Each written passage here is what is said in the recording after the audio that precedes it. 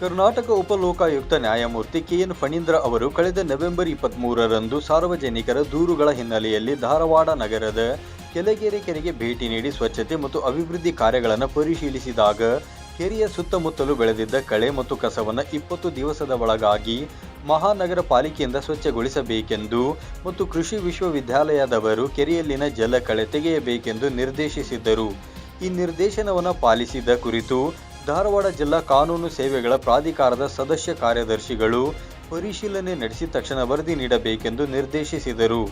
ಇನ್ನು ಈ ವಿಶೇಷ ನಿರ್ದೇಶನದ ಹಿನ್ನೆಲೆಯಲ್ಲಿ ಹಿರಿಯ ಸಿವಿಲ್ ನ್ಯಾಯಾಧೀಶರಾದ PF ದೊಡ್ಡಮನಿಯವರು ಕೆಳಗೇರಿ ಕೆರೆಗೆ ಹಿರಿಯ ನಾಗರಿಕರು ಮತ್ತು ಮಹಾನಗರ ಪಾಲಿಕೆಯ ಅಧಿಕಾರಿಗಳೊಂದಿಗೆ ಭೇಟಿ ನೀಡಿ ಪರಿಶೀಲಿಸಿದರು.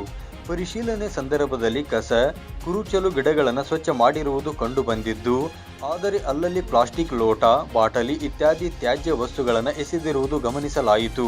ಅಲ್ಲದೆ ಕೆರೆಯಲ್ಲಿ ಜಲಕಳೆ ಹಾಗೆ ಇರುವುದು ಕಂಡುಬಂದಿದ್ದು, ಹೀಗಾಗಿ ಕೃಷಿ ವಿಶ್ವವಿದ್ಯಾಲಯದವರು ತಕ್ಷಣವೇ ಲೋಕಾಯುಕ್ತರು ನೀಡಿದ್ದ ನಿರ್ದೇಶನ ಪಾಲಿಸಿ ಅನುಪಾಲನಾ ವರದಿ ನೀಡಲು ಅವರು ಸೂಚಿಸಿದರು.